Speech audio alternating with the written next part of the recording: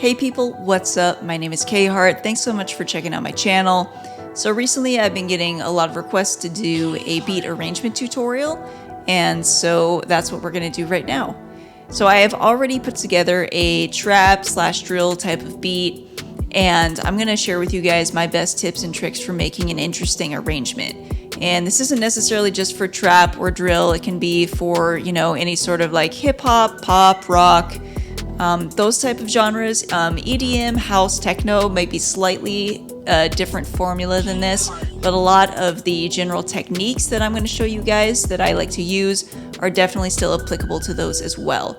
So if you're into this type of content, music production, Ableton Live, anything along those lines, please remember to like, subscribe, share. All this stuff really helps my channel out, and I really appreciate it. So let's get right into the tutorial.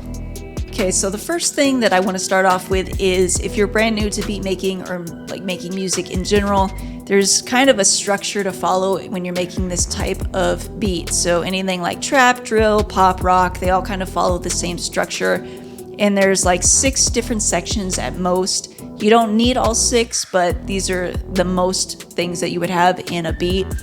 And so the first one is going to be an intro, and that's usually between 4 to 8 bars. And I wouldn't really make it longer than 8 bars unless you're working with a vocalist like that specifically requests that.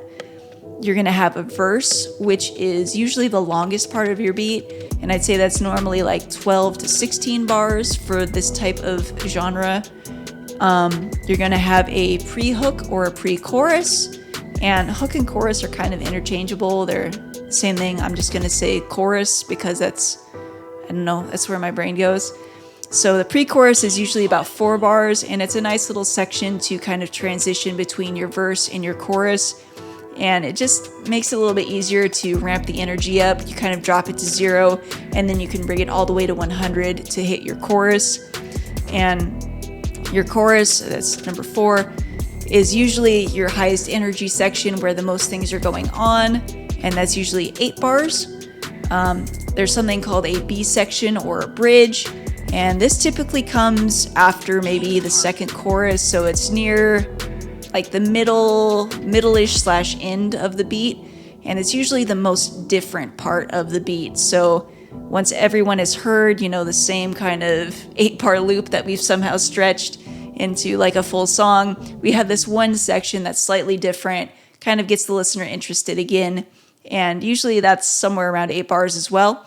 And then the last section that we want to think about is an outro, which again is probably going to be maybe 4 to 8 bars, pretty short, and just kind of rounds the beat off. So this is the whole track that's been arranged, and I think the easiest way for me to explain my process is to kind of play through the beat in sections, and I'll explain kind of why I did the things I did and some of the things that I'm doing. So let's go ahead and start with the intro. So this intro here is about 8 bars long, and it's really minimal. So that's on purpose because I don't like to start with anything other than usually like my chords. And the intro is also a really good place to add something like ambience. So I have these sirens that are playing in the background, just to kind of fill some of that extra space since there's not a lot going on.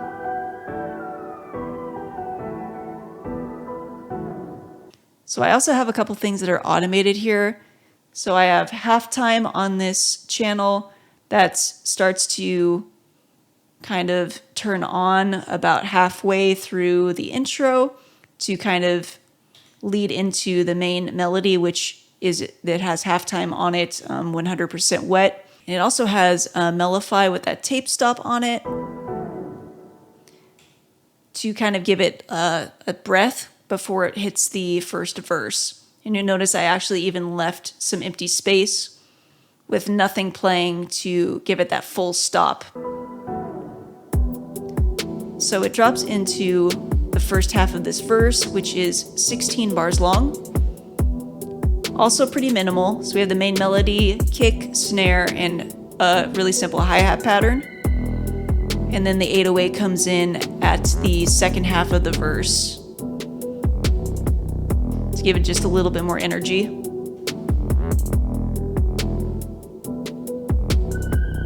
And after the verse, so like I said, that was 16 bars, we have a 4-bar pre-chorus. And basically what I did for this was I took this melody and just chopped the first bar of it and just kind of repeated it.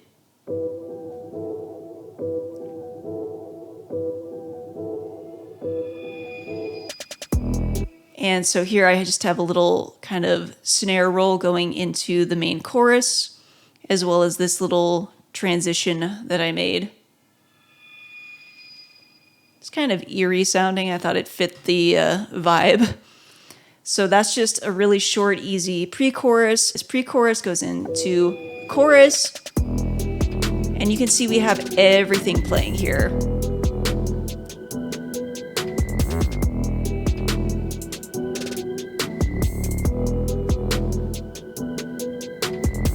So I have these reverse bells that are playing. I have that main melody that plays throughout the entire beat.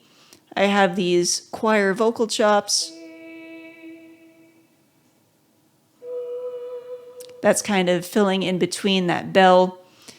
I have also a slightly different 808 pattern. It's not much different, but if you look at, this section here, it's just slightly different than this. It's not a big deal, but it's subtle changes like that that's going to kind of make your beat a little less repetitive. The biggest things here, obviously, are all of these additions that I have here. And normally, I like to make the most additions to the drums. So the verse doesn't really have a lot going on in terms of drums or percussion. It's that main just snare and a really simple hi-hat pattern.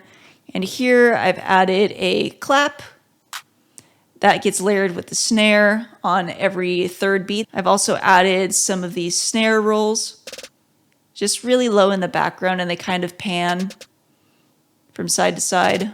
I have the same hat pattern that's going on in the verse as well, and then I layered it with this hat loop. This by itself, plus this, really gives it a lot of high-end energy, and that's a really nice thing to have in your chorus. And the last thing I have added down here is just a really simple open hat, and that's kind of, as you can see, in between all of the snares and stuff. So basically, I didn't have any of this stuff added. The clap was not there, these hats, this open hat, none of that was there when I was starting to arrange. And basically, I was just looking for these empty spaces where you can add something to, kind of increase the energy. So that's a really good tip is, start with kind of bare bones and then listen to it and look for these empty spaces in your chorus, which is supposed to be your highest energy section, and add extra stuff. So that chorus goes straight back into the second verse. And you'll notice here that I left some space when this drops.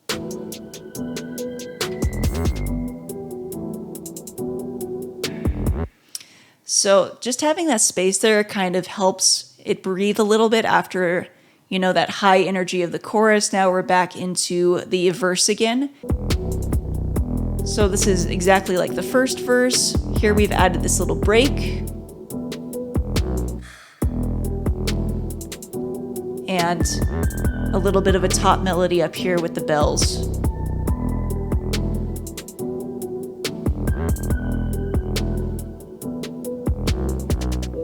So again, nothing really drastic changed here. Just look for, areas where you can take stuff out. And this is kind of one of my biggest secrets that I like to use is in the chorus, look for sections that you can add stuff to kind of increase the energy. And in the verse, look for sections that you can actually remove stuff. And it's kind of to decrease the energy a little bit, but it also is nice to give the vocalist, that space to kind of make it their own, add whatever kind of, little flourishes they want to add, and they have space to do that in the verse. And then we go into the second pre-chorus here, which is pretty similar to the first. I just actually chopped it up even a little bit more and reversed it before it hits the chorus again. And I added these perks as well.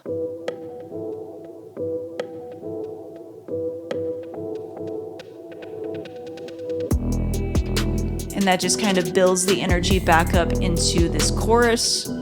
And again, this is the exact same as the first chorus. And once this ends, it drops into the bridge, which is basically just the main chords without the top melody and without halftime added to it. And with some little snare hits to build back up into the last chorus.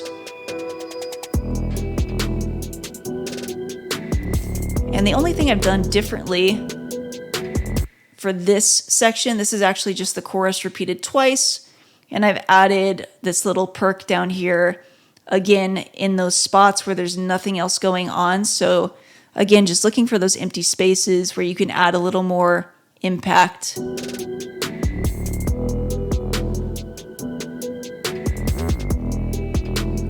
So that goes on 2 times. And then that goes straight into the outro, which is just the main melody by itself. So I believe this goes for 8 bars as well. And then it ends the same way as the intro, with that tape stop automated to just kind of end it. So that's basically my thought process when I arrange. As long as you know the general outline, so you know there should be an intro, there should be a verse, there should be a pre-chorus, or maybe not, a chorus, and then you kind of repeat those and just making subtle changes, adding things, taking things away, adding some transitions to kind of impact more at the chorus.